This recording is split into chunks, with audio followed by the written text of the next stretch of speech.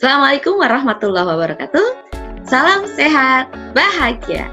Alhamdulillah hari ini Bisa Timah bahagia banget bisa menyapa kalian semua kelas 7 peserta didik MTS 33 Jakarta. Anak-anak baru, siswa baru. Pasti dong semangatnya semangat baru. Gurunya baru, sekolahnya baru, kemudian apalagi teman-teman baru. Nah, ngomong teman-teman baru, pasti dong ketika punya semangat baru ingin mendapatkan hasil yang luar biasa, hasil yang dahsyat dan yang keren ya. Nah, hari ini kita di layanan bimbingan dan posisi, kita bakal ngomongin apa? Bakal ngomongin gimana caranya kalian semua bisa mengikuti pembelajaran di MTS 33 Jakarta. Gimana cara belajarnya supaya kalian semua menjadi anak-anak yang berilmu, yang memiliki ilmu, kemudian jadi anak-anak yang berprestasi, jadi anak-anak yang berakhlakul karim. Nah, hari ini topik kita adalah tentang cara belajar di madrasah. Nah, tujuannya apa? Tujuannya adalah supaya kalian semua bisa beradaptasi dengan pola pembelajaran di MTS sehingga mendapatkan hasil yang diharapkan atau hasil yang Terus, ngomongin cara belajar, kita harus tahu dulu dong, belajar itu apa? Belajar adalah suatu kegiatan di mana terjadi perubahan. Perubahan apa aja? Perubahan kognitif, afektif, dan psikomotor. Kognitif itu sama dengan pengetahuan. Nah, jadi kalian semua dari nggak tahu akan tahu, dari nggak bisa akan bisa. Afektif yaitu sikap, dari nggak baik atau kurang baik menjadi baik. Psikomotor atau keterampilan, dari nggak terampil menjadi terampil. Nah, perubahan-perubahan itu namanya adalah belajar atau proses belajar. Nah, tentunya menjadi orang-orang yang terampil, yang berakhlak baik atau yang berakhlak mulia. Nah, tentu dong ngomongin belajar, kita harus tahu juga faktor apa aja yang menjadi pendukung bahwa kalian semua akan mendapatkan hasil terbaik. Yaitu, satu adalah niat. Seperti hadis yang berbunyi, sesungguhnya amalan itu tergantung dari niat. Seseorang akan mendapatkan sesuai apa yang ia niat. Jadi, ketika kita menuntut ilmu atau belajar, niatkan dulu untuk mendapatkan ridho ilahi. Untuk mendapatkan kebaikan dunia dan akhirat. Dan dengan niat itu akan memperlancar seluruh aktivitas kita. Oke ya, jadi kita sama-sama nih bahwa kita harus punya niat yang mulia. Ilmu yang didapat nanti digunakan, diterapkan oleh diri dan juga bermanfaat buat orang lain. Sebaik-baik orang adalah orang yang penuh manfaat. Terus, yang kedua faktor apa lagi? Yang kedua adalah faktor narasumber. Narasumber? Nah, narasumber adalah termasuk ke dalam sumber belajar. Jadi yang pertama tadi adalah niat, yang kedua adalah sumber belajar. Di antaranya apa aja? Narasumber artinya dari berbagai orang-orang yang kompeten. Siapa aja? Bapak Ibu guru. Beliau adalah salah satu narasumber atau sebagai sumber belajar. Kemudian adalah saat ini karena kita sedang pembelajaran online atau pembelajaran jarak jauh, media internet itu menjadi salah satu hal yang sangat berkembang, yang paling banyak digunakan. Berbagai web di internet silahkan dibuka atau dipelajari. Berbagai aplikasi, contohnya adalah misalnya Ruang, media cetak, media elektronik, televisi, radio, dan baru saat ini nih, baru beberapa hari yang lalu, kalian sudah mendapatkan buku cetak kan dari perpustakaan. Nah, itu juga menjadi panduan yang sangat penting digunakan untuk mengikuti pembelajaran di MTS. Berarti siapa lagi? Teman. Juga bisa teman yang menguasai ilmu yang tentunya mendukung untuk itu. Nah, itu adalah faktor yang kedua. Faktor ketiga apa lagi? Yang penting banget mendukung proses belajar. Kamu tuh belajarnya mau kapan? Berarti yang ketiga adalah faktor waktu belajar. Tiap orang berbeda. Ada yang suka habis subuh misalnya. Ada yang ba'da isya. Ada yang setelah misalnya pembelajaran dari sekolah, ba'da zuhur, setelah kita sekolah sampai zuhur ya nak, sampai setengah 1. Dia lanjutkan misalnya setelah sholat dia mau lanjut lagi belajar. Silahkan cari waktu yang tepat di mana Ananda bisa fokus, bisa maksimal di saat waktu itu. Mau berapa lama? Misalnya 1 jam. Tapi tidak berturut-turut 3 jam. 1 kali 3 lebih baik daripada 3 kali 1. Maksudnya apa? 1 jam kali 3, 1 jam itu kali 3 kali maksudnya. Misalnya jam 1 sampai jam 2. Terus jeda atau istirahat 15 menit misalnya. Terus mulai lagi jam 2 lewat atau setengah 3 sampai jam 3 atau sampai jam 4 misalnya, setengah 4 nah. Kayak gitu.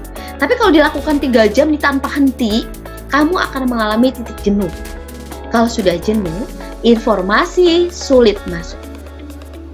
Oke ya, jadi silakan cari waktu yang tepat. Ada siswa kita yang juga luar biasa, baru subuh habis sholat dia langsung buka buku, dia pelajari hal-hal baru. Keren kan? Nah, silakan pilih. Berikutnya adalah ternyata dalam proses belajar ini kita juga perlu membuat jadwal belajar. Atau jadwal belajar sini juga termasuk jadwal pelajaran. Kalian semua sudah mendapat jadwal pelajaran dari Senin sampai Jumat dari sekolah. Sekolah di rumah, lakukan seperti sekolah di sekolah. Hanya bedanya tempat saja, tapi polanya sama. Pagi subuh sholat, kemudian mandi tentunya otomatis, rapi-rapi, pakai baju yang rapi. Jika hari itu Bapak Ibu Guru berharap kamu pakai seragam sekolah asal SD misalnya, kenakan. Kemudian sarapan pagi, siapin peralatannya HP, laptop, buku. Siapkan meja belajarnya misalnya. 7:30 adalah jam tadarus dan duha. Lakukan sesuai waktunya. Jam 8 start belajar dengan Bapak Ibu. Jam 8 sampai jam 9, 9 sampai 10. Kemudian istirahat. Setengah 11 sampai setengah 12. Setengah 12 sampai setengah 1. Ikuti itu. Jadi ketika misal jam 8 sampai jam 9 pelajaran bahasa Indonesia, ya ikuti pelajaran bahasa Indonesia. Dengarkan. Ada tugas jam itu, kerjakan dan selesaikan di jam itu. Setelah ba'da zuhur, Ananda tinggal ditambah kegiatan apa lagi yang harus dilakukan. Oh iya, aku harus juga menambah waktu belajar di luar jam pelajaran sekolah. Paham ya?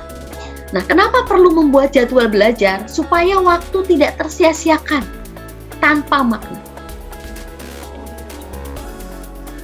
Berikutnya apa lagi? Fokus atau konsentrasi itu penting banget. Makanya kenapa tadi Ibu hubungkan kamu dengan waktu belajar. Ada orang yang memang tidak bisa belajar dalam keadaan ramai. Dia butuh ketenangan. Nah, berarti gunakan waktu atau tempat tertentu, misalnya di kamar misalnya. Atau bilang sama ayah bunda, adik kakak, jangan ganggu aku ya saat belajar, karena saat itu kamu butuh banget suasana tenang supaya mudah menyerap informasi. Tapi ada juga orang-orang yang mau berisik kayak apa tetap aja bisa fokus. Oke? Nah, fokus ini penting, nak. Kenapa? Karena semakin fokus, semakin mudah memahami pelajar. Terus apa lagi? Tempat belajar. Ini juga hubungannya dengan fokus atau konsentrasi. Misalnya, belajar bisa di mana saja. Di mana Ananda Yang penting saat itu belajarnya benar-benar maksimal, benar-benar bisa dengerin materi dari Bapak Ibu guru, benar-benar bisa mengerjakan yang diberi tugas. Tetapi memang yang paling baik adalah tentunya kamu merasa aman dan nyaman. Yang nyaman di kamar, silakan di kamar, di ruang belajar tersendiri. Yang gak ada ruang belajarnya, di ruang keluarga, silakan. Hanya tinggal komunikasi. Butuh nggak sih kamu ketenangan saat itu? Butuh nggak sih untuk tolong tidak diganggu dulu misalnya? Paham ya? Jadi faktor apa aja nih yang mempengaruhi dalam proses belajar supaya maksimal? Satu adalah niat, karena Allah Ta'ala menjadi anak-anak yang soleh dan soleh. Dua adalah sumber belajar, gunakan dengan baik. Tiga adalah waktu belajar, kapan yang tepat. Membuat jadwal belajar supaya waktu tidak tersia-siakan. Fokus dan konsentrasi, ini juga penting kaitannya dengan kamu udah sarapan, kamu udah makan cukup. Kemudian tempat belajar. Lalu, karena kita belajar nih di rumah, yang ibu berharap kalian semua melakukan jadwalnya seperti di sekolah. Berarti, sekarang cara belajarnya seperti apa? Cara belajarnya. Satu adalah sebelum pembelajaran dari sekolah, seperti tadi Bu Satimah sudah sampaikan, siapkan diri. Seperti benar-benar mau berangkat tuh. Karena nyaman ketika pagi hari, ibadah subuh, kemudian mandi, kemudian sholat. Yang biasa tadarus silakan tadarus atau hafalan. Sudah mengenakan pakaian untuk siap belajar, nyaman sekali. Lakukan itu ya nak. Ya. Yang kedua adalah berdoa. Kalau tadi di faktor adalah niat. Dan belajar itu harus sungguh-sungguh. Tidak ada ilmu yang didapatkan dengan tidak bersungguh-sungguh. Harus berjuang. Nah, yang kedua adalah berdoa. Jadi 7:30 gitu ketika mau tadarus, mau sholat duha, niatkan. Hari ini ya Allah izinkan saya untuk belajar, untuk mudah menyerap informasi. Ya. Kemudian adalah apalagi yang harus kita niatkan? Setelah mempersiapkan persiapannya, kemudian berdoa.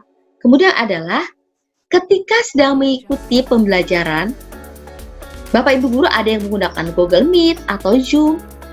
Itu namanya tatap muka, tatap maya. Tatap muka virtual. Kemudian ada yang menggunakan link YouTube, ada yang menggunakan di WA Group. Dimanapun medianya, fokuslah dengan penjelasan. Misalnya saya contohkan misalnya link YouTube. Buka sekali belum paham, ulang lagi, putar lagi. Di WA Group misalnya, belum paham, tanyakan. Berani bertanya. Bertanya bisa di chat tersebut, atau bahkan mungkin lewat telepon. Bapak Ibu guru siap membantu kalian untuk memberikan penjelasan-penjelasan ulang jika belum. Jadi siswa hebat nih, berani bertanya. Dan Bu Satimah yakin, kalian semua anak-anak yang berani bertanya. Oke? Nah, berikutnya adalah, tetap kalian semua juga perlu persiapan. Persiapan apa? Buku tulis, alat tulis, pulpen, pensil, lapisan. Untuk apa? Untuk mencatat hal-hal yang penting. Untuk membuat rangkuman atau resume. Atau membuat mind mapping, peta pikiran. Itu semua dilakukan untuk memudahkan Ananda dan kalian semua mengulang atau mereview. Atau saat tertentu dibutuhkan kamu sudah punya catatannya.